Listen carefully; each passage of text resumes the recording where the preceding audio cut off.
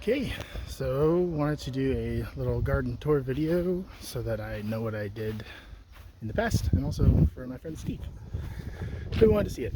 Um, so yeah, here's garden and orchard. Um, Here in front we've got some plants that I didn't end up potting up. They look sad, so let's ignore those. Then we've got on this bed here, we've got some bell peppers that I probably let go to fruit too soon. We got basil periodically throughout all of this. This is my ají amarillo pepper plant that I overwintered last year. Off to a slow start with flowering, but I think it's doing pretty good. Alright, and over in this section, I wanted to try growing determinants for the first time. I'd never grown determinate tomatoes. So yeah, I trimmed off some of the bottom leaves and then just kind of let them go wild up top, which eventually led to early blight, which kind of infected everything. So I had to really hack up a bunch of these plants.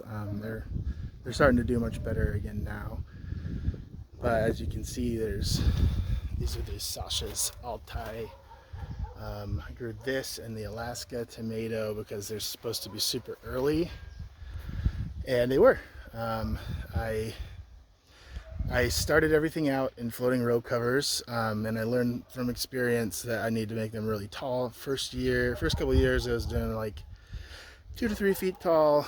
This year I made them about 5 feet tall and just kept them in there as long as possible. We get crazy winds, which the tomatoes don't like, and it's not super warm at night or super warm in the day until about this time of year. So they thrived. I will do that every year from here on out. Like, they just took off.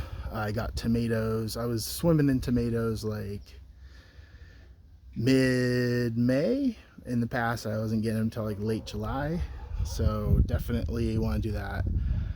I think I'll try to figure out a different way to do the determinants next year so that we don't get disease. One thing I haven't done is mulch. I want to do mulch next year too. I just haven't gotten around to ever doing that. You'll see I've got these are little NFC tags for each plant, the number on them, and I can just scan my phone, and I'm using Seeds.io, which is a site that was put together by Chili Pepper Madness, or what's his name? I forget. Sean, I forget. Anyways, created this website where you can kind of track your plants from the seed trays all the way through life. So if I scan that little NFC tag, each plant's got its own little website, and I keep track of when I fertilize, take pictures of its growth, or if there's issues or whatnot, so that and you can export it all into Excel when you're done too. So should be able to see and keep track of like what I did and how everything went as a result. So it's pretty cool. Strongly recommend it. It's super easy to set up too, actually. It's not very techy. So then over here are my indeterminates.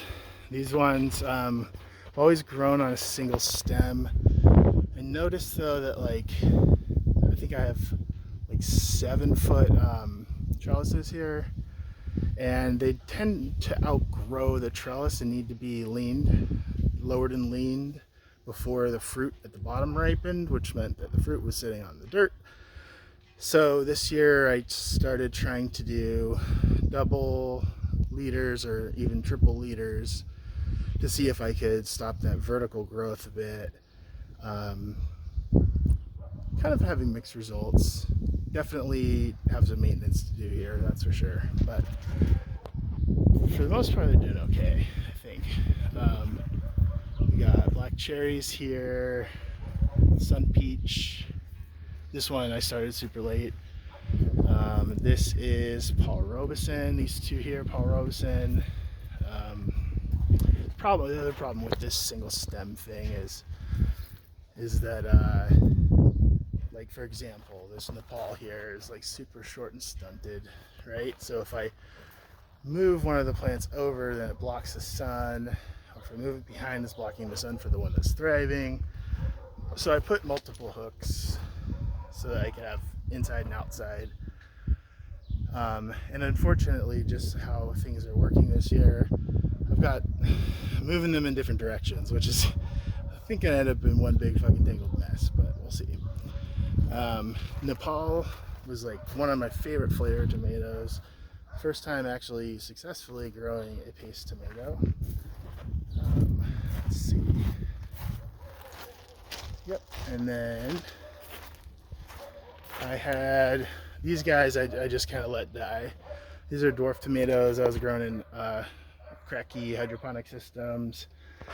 This guy here, not going to do that next year. It's kind of tricky with bigger plants. Works better with like herbs and stuff. But these are dwarf tomatoes I put in pots. Ooh, this guy is not happy. I need to look at him. But these dwarf tomatoes are awesome. Like, they're big, small plants, and they're just like chock full of them. It's pretty cool.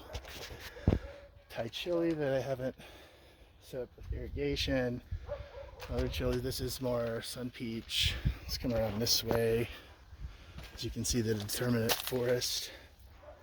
I'm gonna stop the video because I think I'm at my maximum. But yeah, you can kind of see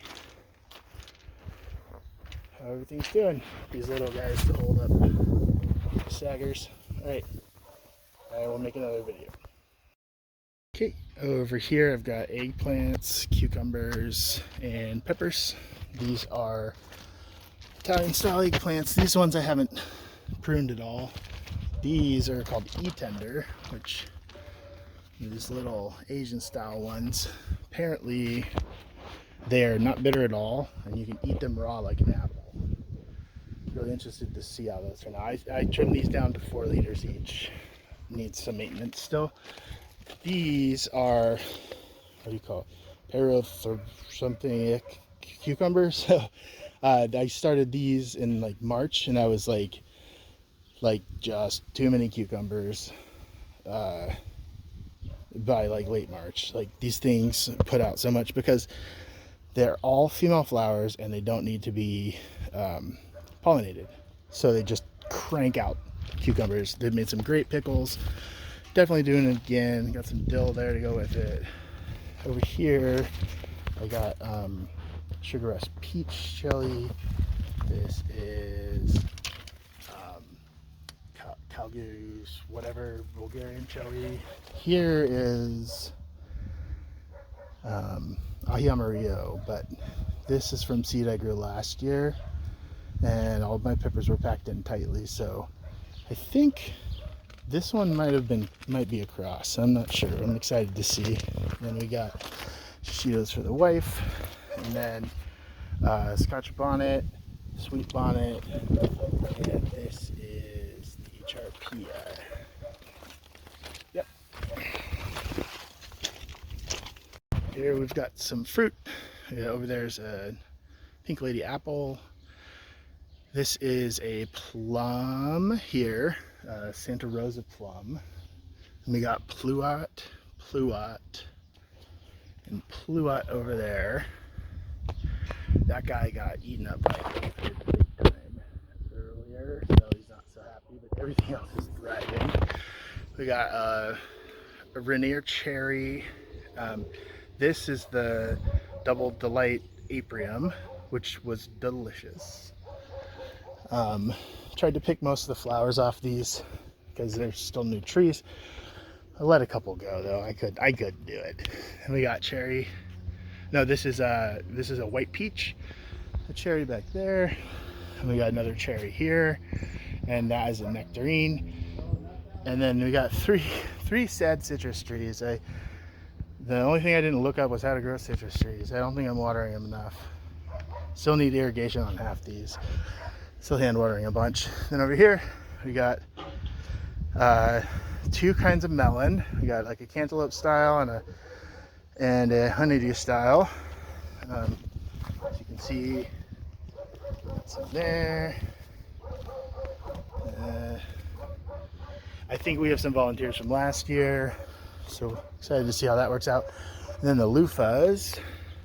My favorite loofahs. But I don't see any fruit. Finally a flower. These guys haven't been flowering. But yeah, that's pretty much it for the most part. This is going to be where the greenhouse goes. That is the greenhouse underneath the tarp. It's so windy here. We have just like a couple month window. We can actually do it. Need to finish this deck over here. Need a railing on it. And need to fix the terrible job the guy did putting the trucks down. Yeah, so that's it for the most part.